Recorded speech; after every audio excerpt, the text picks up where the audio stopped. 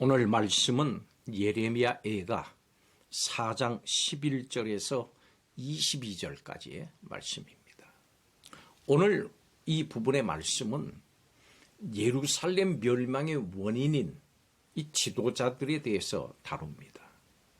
지도자들의 잘못은 여호와 하나님을 의지하지 않고 어리석게도 헛된 열방을 의지한 겁니다. 나라의 왕 이외의 지도자에 대한 비판은 혹독하기까지 합니다. 예레미야 애가서에서는 유다가 심판을 받게 된 이유가 선지자와 제사장 그리고 장로들의 책임이다 이렇게 말합니다. 이 지도자들에 대한 심판이 혹독하게 전개돼서 영원한 멸망이 선포됩니다. 제사장과 선지자들은 성전 안에서 의인의 피를 흘린 그 대가로 땅에서 유리방황합니다. 그들은 성전 안에서 행하던 영광스러운 직책을 잃었을 뿐만이 아니고 성전에서 쫓겨나서 문둥병자처럼 더러워졌고 가나안 땅에서 쫓겨나서 이방에 이르러서도 역시 거할 땅을 찾지 못하는 유리하는 존재로 전락을 했습니다. 이 멸망의 책임은 선지자와 제사장 같은 지도자들에게 있고 그들은 그 값으로 인해서 유리방황하는 자가 됐습니다. 예루살렘 성이 멸망을 당했고 온 나라가 적군의 손아귀에 놓이고 상상할 수도 없었던 비참한 상태를 이스라엘은 경험하게 됐습니다. 여러분, 세상에는 바람 잘 날이 없습니다. 특히 오늘을 사는 우리 모두에게 여러 가지 모양으로 더 그렇습니다. 이것은 누구의 문제일까요? 또 누구의 책임일까요? 또 우리가 이 세상을 살리기 위해서 할 수 있는 일은 무엇일까요? 해야 될 일이 무엇일까요? 오늘 말씀을 통해서 함께 살펴보겠습니다. 첫째로 이 세상에 이런 어려움이 닥친 것은 하나님을 믿는 우리의 죄악 때문입니다. 예레미야 선지자는 여호와의 진노가 하나님을 믿는 이스라엘의 부패와 타락 때문이라고 말합니다. 종교인들 때문이라고 말합니다.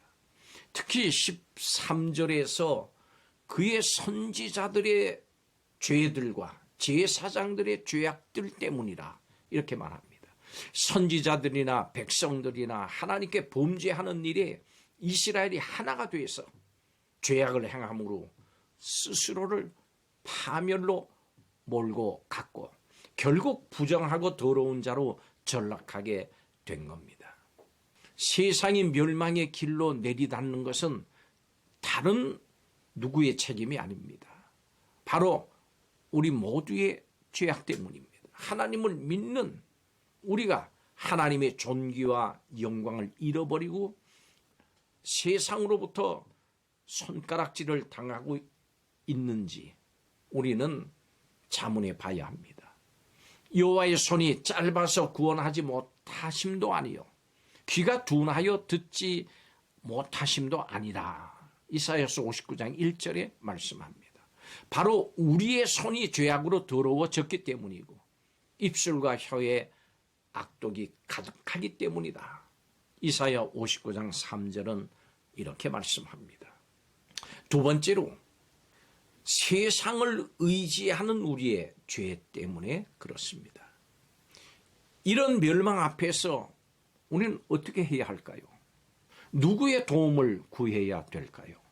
우리는 예레미야처럼 문제의 원인을 정확하게 파악을 하고 허공을 치는 것 같은 어리석은 헛수고를 하지 말아야 합니다. 이스라엘을 보십시오. 그들은 여호와 하나님을 의지하는 대신에 아무런 도움도 줄 수 없는 오히려 패망을 향해서 가속 페달을 밟도록 만드는 이방 민족을 향해서 헛되게 도움을 구하고 있습니다. 여러분, 혹시 이것이 우리의 모습은 아닐까요? 오늘 문제의 해결책은 하나님께 있습니다. 그렇기 때문에 우리는 하나님께로 돌아가야 합니다.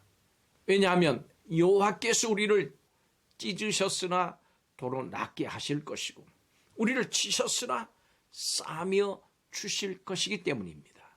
호세아서 6장 1절의 말씀입니다. 그렇기 때문에 세상의 헛된 것을 의지하지 맙시다. 오직 주 예수님께 나가서 예수님의 긍휼을 구하고 예수님께서 우리에게 주신 약속을 붙들어야 합니다. 마지막 세 번째로 세상에 대한 심판과 구원은 무엇일까요? 여러분, 예수님의 약속을 바라보십시오. 거기서 우리는 소망의 빛을 볼 수가 있습니다. 애통하면서 탄식하던 예레미야 선지자도 뭘 받는지 기쁨의 찬송을 부릅니다. 바로 하나님의 약속 가운데 이루어질 이스라엘의 회복을 받기 때문입니다. 우리도 소망을 주시는 예수님의 약속을 바라봅시다. 예수님은 마지막 날에 다시 오셔서 대적을 심판하시고 우리를 그들의 손에서 건져내셔서 완전하게 새롭게 하실 겁니다. 그리고 제 대신 화관을 주시고 기쁨의 기름으로 그 슬픔을 대신하고 찬송의 옷으로 근심을 대신하게 하실 겁니다.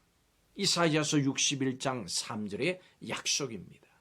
주님께서 나의 사랑, 나의 의롭은 자야 일어나 함께 가자 이렇게 말씀하시면서 우리를 그 영원하고 영광스러운 나라로 이끌어서 함께 데려가 주실 것입니다. 이것이 교회의 소망입니다. 성도의 소망입니다.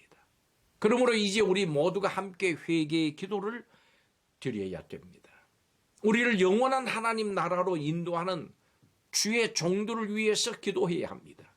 그리고 긍휼이 풍성하신 주님께 엎드려서 죄악으로 망해가는 우리와 이 도시를 살려달라고 하나님의 언약을 기억하고 우리에게 은혜 베풀어 달라고 간구해야 합니다.